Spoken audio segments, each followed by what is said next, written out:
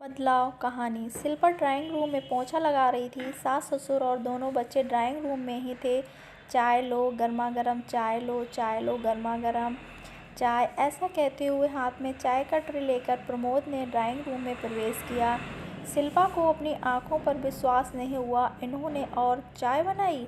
असंभव, क्योंकि शादी 11 साल हो गए थे, लेकिन आज तक उसने प्रमोद को चाय बनाते नहीं देखा था। चाय बनाना तो दूर की बात, वो सोकर उठते थे तो कभी अपनी चादर की तह करके नहीं रखते थे। प्रमोद, चाय तूने बनाई? सासू जी ने पूछा। हाँ मम्मी, जरा पी के देखो तो बताओ कि चाय कैसी बनी है। हे राम, ये क्या देख रही हूँ मैं और सुन रही हूँ। शिल्पा, तुझे जरा भी शर्म लाज कुछ है कि नहीं? तुझसे चाय बना के नहीं हो रही थी? मुझे तो बता देती। अभी तो मेरे हाथ पैरों में दम है, मैं ही बना देती चाय। ये आजकल की बहुएं भी ना बिल्कुल ही कामचोर होती जा रही हैं, और लाज शर्म तो जैसे बेच ही दी इन लोगों ने। मुझे देख, शादी को 45 साल हो गए हैं, लेकिन मजाल है कि कभी तुम्हारे ससुर जी से कोई काम करवाया हो। आज तक उन्होंने कभी अपने हाथ से पानी तक लेकर नहीं पिया। मैंने मेरे बेटे से भी कभी काम नहीं करवाया, और तू उससे चाय बनवा रही है। शिल्पा को काटो तो खून नहीं, वो मन ही मन सोचने लगी।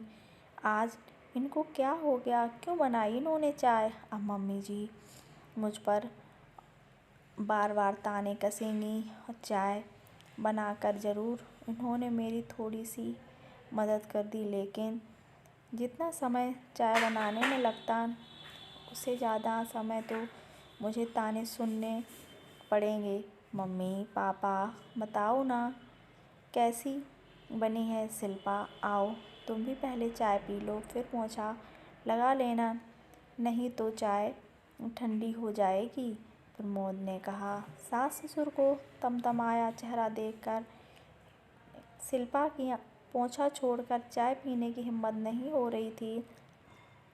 जब प्रमोद ने दोबारा आवाज़ लगाई, तब जाकर चाय शिल्पा ने ली। चाय वास्तव में बहुत लजीज बनी थी, पर एक चाय के कारण घर में जो कोहराम मचने वाला था, उसकी आशंका मात्र से शिल्पा डर रही थी।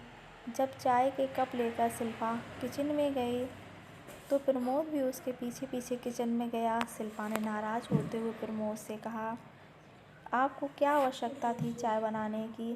पोंछा लगाने के बाद मैं चाय बनाने ही वाली थी। अब मम्मी जी पापा जी मेरे ऊपर ताने कसेंगे। Shilpa, cool down. सिर्फ चाय ही नहीं, अब तो मैं जितना हो सकेगा हर काम में तुम्हारी मदद करूँगा। क्या मतलब? मतलब है कि अभी कोरोना वायरस के कारण लॉकडाउन की वजह से मेरी छुट्टियां हैं। आज लॉकडाउन का 7वां दिन है। जब लॉकडाउन हुआ था तो मैंने सोचा था कि परिवार के साथ समय बिताऊंगा, मम्मी पापा और बच्चों के साथ तो मैं समय बिता रहा हूँ, लेकिन मैं देख रहा हूँ कि तुम्हारे पास तो समय ही नहीं है। सॉरी जी, आज से मैं काम और जल्दी जल्दी ख़त्म करने की कोशिश करूँगी, और मैं समझ रहा हूँ कि तुम भी हमारे साथ समय बिताना चाहती हो, लेकिन अभी मैं और बच्चे सभी घर पर रहने से हम लोग थोड़ा सा देर से सोकर उठते हैं, जिस कारण तुम्हारा पूरा रूटीन गड़बड़ हो रहा है, और ऊपर से काम वाली बाई ही नहीं आ रही है। मैं पिछले 6 दिनों से देख रहा हूँ कि तुम 1 मिनट की भी फुर्सत नहीं मिल रही है। रात होते होते थकान के मारे तुम्हारा चेहरा उतर जाता है। चाय, नाश्ता, खाना, बर्तन, कपड़े, झाड़ू पोंछा, मम्मी पापा की भी दवाई याद देना, आखिर तुम अकेली क्या क्या करोगी? इसलिए मैंने सोचा कि जब तक लॉकडाउन है और काम वाली बाई नहीं आ रही है, कम से कम तब तक तो मैं हो सकेगा हर काम तुम्हारी मदद करूँगा। आज नाश्ते में पोहा ही बना रही हो ना? मैं पोहे के लिए आलू प्याज काट देता हूँ, लेकिन मम्मी पापा जी क्या सोचेंगे उनको मैं समझा दूँगा। ऐसा कहकर प्रमोद आलू प्याज काटने लगा। इतने में शिल्पा की सास किचन में आई।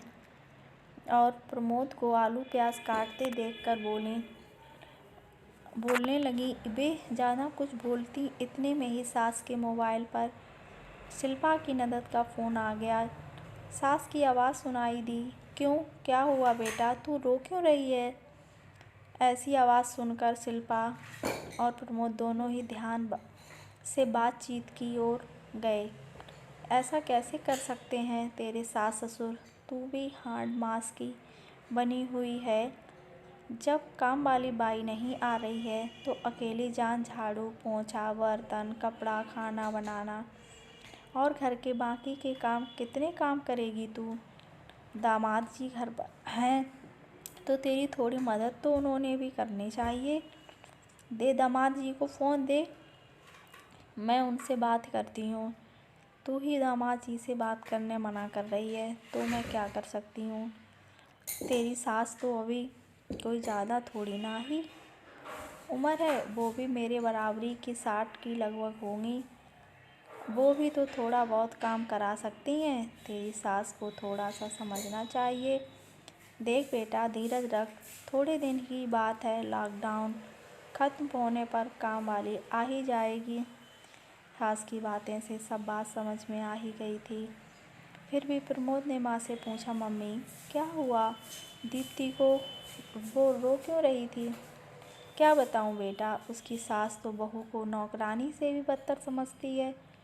अब काम वाली नहीं आ रही है तो अकेली जान कितना काम कर। ना बोलते ही शायद सास को अपनी गलती का एहसास हो जाता है, इसलिए विषयांतर करते हुए वो प्रमोद से बोली, आलूओं में स्टार्च होता है, इसलिए इनको काटने के बाद पानी में डालना। शिल्पा, आज पोहा मैं बनाती हूँ।